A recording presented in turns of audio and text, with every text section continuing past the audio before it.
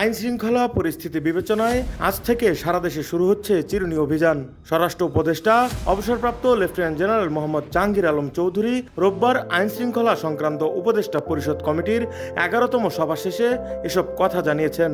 বিশেষ বা চিরুনি অভিযান পরিচালনা করতে পারে। স্বরাষ্ট্র উপদেষ্টা বলেন, খুন, চুরি, ডাকাতি, চাঁদাবাজি, ছিনতাই, অপহরণ, নারী নির্যাতন, মব সহিংসতা, মাদক চোরাচালান সহ সব ধরনের অপরাধমূলক কর্মকাণ্ডের বিরুদ্ধে আইন শৃঙ্খলা বাহিনী নিয়মিত অভিযান পরিচালনা করছে।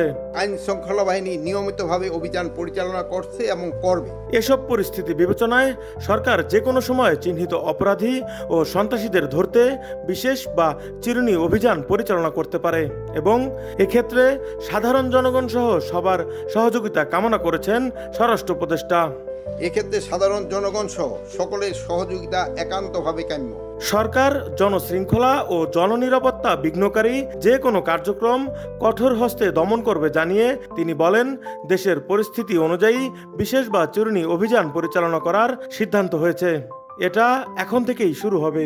বিশেষ বা চিরুনি অভিযান পরিচালনা করতে পারে। এদিকে সেনাবাহিনীর কমিশনপ্রাপ্ত কর্মকর্তাদের এক্সিকিউটিভ ম্যাজিস্ট্রেসির ক্ষমতা আরও 2 মাস বাড়িয়ে প্রজ্ঞাপন জারি করেছে সরকার।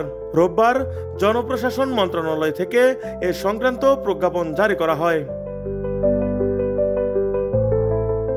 এ বিষয়ে প্রজ্ঞাপনে বলা হয়েছে, the code of criminal procedure অনুযায়ী সশস্ত্র বাহিনীতে কর্মরত সেনাবাহিনীর ক্যাপ্টেন ও তদূর্ধ্ব সম পদমর্যাদার কমিশন কর্মকর্তা, কোস্টগার্ড ও বিজিবিতে প্রেষণে নিয়োজিত সম পদমর্যাদার কর্মকর্তারা সারা দেশে এই ক্ষমতা কাজে লাগাতে পারবেন।